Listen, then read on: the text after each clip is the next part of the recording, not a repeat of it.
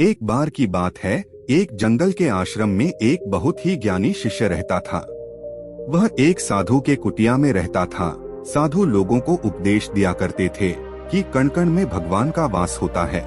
भगवान हर जगह मौजूद होते हैं और वह हमारी रक्षा करते हैं। यह बात वह शिष्य भी जानता था, लेकिन अच्छी तरह से नहीं।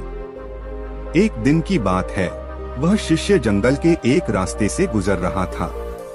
वह काफी दूर चला गया और अब थोड़े ही आगे रास्ते में उसको एक व्यक्ति मिला और उसने उस शिष्य से कहा, अरे बेटा, तुम इस रास्ते से मत जाओ, क्योंकि इस रास्ते में आगे एक बहुत ही बिगड़ैला बैल है।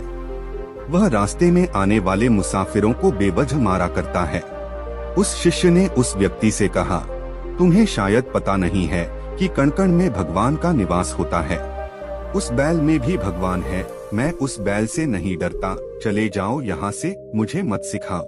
यह बोलकर वह शिष्य आगे जाने लगा। कुछ ही दूर जाने पर वह बिगड़ैला बैल ने साधु पर हमला कर दिया और उस शिष्य को घायल कर दिया। किसी तरह से शिष्य अपनी जान बचाकर अपनी कुटिया में वापस पहुंचा और सोचने लगा और कहने लगा, मैं बहुत ही गलत था कि कण कण में भगवान को मानता था। ऐसा बिल्कुल सत्य नहीं है। तब वहाँ एक साधु के रूप में भगवान प्रकट हुए और उस शिष्य से बोले, तुम्हारा विचार बिल्कुल सत्य था। कण कण में मैं निवास करता हूँ। शिष्य ने भगवान से कहा, अगर आप कण कण में निवास करते तो वह बैल मुझे क्यों मारता? तब भगवान ने कहा, बेटा, मैं उस व्यक्ति के अंदर भी था जिस व्यक्ति ने तुम्हें उस रास्ते से जाने के लिए मना किया था, लेकिन तुमने उस बात को नजरअंदाज किया। अगर तुम उसकी बात मान लेते तो उस दुष्ट बैल से बच सकते थे। अब उस शिष्य को समझ में आ गया था कि सचमुच भगवान कण कण में निवास करते हैं और हर समय हर जगह मौजूद होते हैं।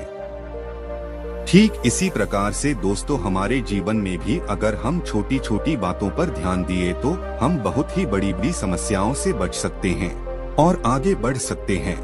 जरूरत है उस समय और बात को समझने की।